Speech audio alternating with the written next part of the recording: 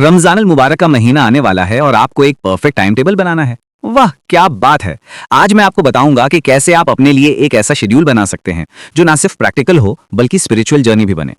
सबसे पहले बात करते हैं प्री डॉन की। सेहरी का वक्त तो सब जानते हैं, लेकिन असल ट्रिक यह है कि आप फजर से कम 1 घंटा पहले उठें। क्यों? क्योंकि जल्दी जल्दी खाना खाने से क्या फायदा। आराम से उठें, वजू करें, थोड़ा सा कुरान पढ़ें, फिर सेहरी करें। यह पीसफुल स्टार्ट आपके पूरे दिन को बेहतर बना देगा। मैंने देखा है कि जो लोग रश में सेहरी करते हैं वो पूरा दिन अनकंफर्टेबल फील करते हैं। अब आते हैं फजर की नमाज पर। यह तो ऑब्वियस है, लेकिन यहां एक छोटा सा टिप है। फजर के बाद थोड़ी देर बैठकर जिक्र करें, तस्बीह पढ़ें। सुबह की ठंडी हवा में ये मोमेंट्स बिल्कुल मैजिकल लगते हैं। फिर अगर आपको ऑफिस जाना है तो थोड़ा सा रेस्ट ले सकते हैं, वरना अगर घर में है तो ये परफेक्ट टाइम है कुरान रेसिटेशन के लिए। दिन का रूटीन बिल्कुल नॉर्मल रखें, office work, house hold chores या जो भी आपकी डेली एक्टिविटीज हैं। लेकिन यहाँ एक स्मार्ट टिप है, जोहर की नमाज के वक्त थोड़ा सा ब्रेक लें। नमाज पढ़ने के बाद 5 मिनट के लिए आंखें बंद करके बैठें। ये मिनी मेडिटेशन आपको रिफ्रेश कर देगा और आफ्टरनून की एनर्जी डिप से बचा देगा।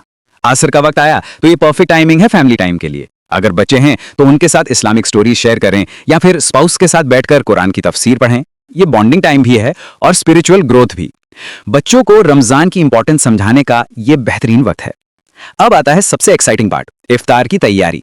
मगरिब से 1 घंटा पहले किचन में जाना शुरू कर दें, लेकिन यहाँ एक गोल्डन रूल है, सिंपल रखें। पकौड़े, समोसे, डेट्स, पानी और एक अच्छा सा मेन कोर्स। ज्यादा फैंसी बनाने की जरूरत नहीं, क्योंकि असल मकसद तो रोजा खोलना है, कुकिंग कंपटीशन नहीं।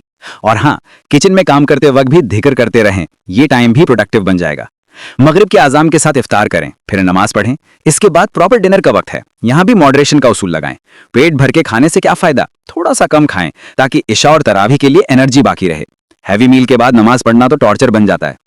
इशा और तरावी का वक्त तो स्पिरिचुअल हाई का वक्त है।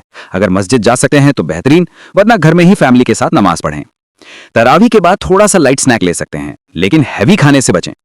रात का आखिरी हिस्सा यानी तहज्जुद का वक्त, ये ऑप्शनल है, लेकिन अगर मैनेज कर सकें तो अमेजिंग एक्सपीरियंस है। सहरी से 1 घंटा पहले उठकर 2 रकात नमाज पढ़ें, दुआ करें। ये पर्सनल कनेक्शन विद अल्लाह का बेहतरीन वक्त है।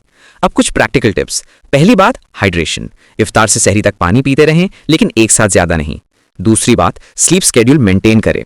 रमजान में नींद कम हो जाती है, इसलिए जहां मौका मिले पावर नैप ले लें। तीसरी और सबसे अहम बात, फ्लेक्सिबिलिटी रखें। ये टाइम टेबल स्टोन में लिखा नहीं है, अगर कोई दिन कुछ और प्लान हो तो एडजस्ट कर लें। असल मकसद तो स्पिरिचुअल ग्रोथ और सेल्फ डिसिप्लिन है। याद रखें, रमजान सिर्फ खाने पीने से रुकने का नाम नहीं, ये तो एक कंप्लीट लाइफस्टाइल चेंज है। अपने अखलाक पर काम करें, सब्र सीखें और दूसरों की मदद करें। ये टाइम टेबल आपको ऑर्गेनाइज रखेगा, लेकिन असल मैजिक तो आपके इंटेंशंस में है।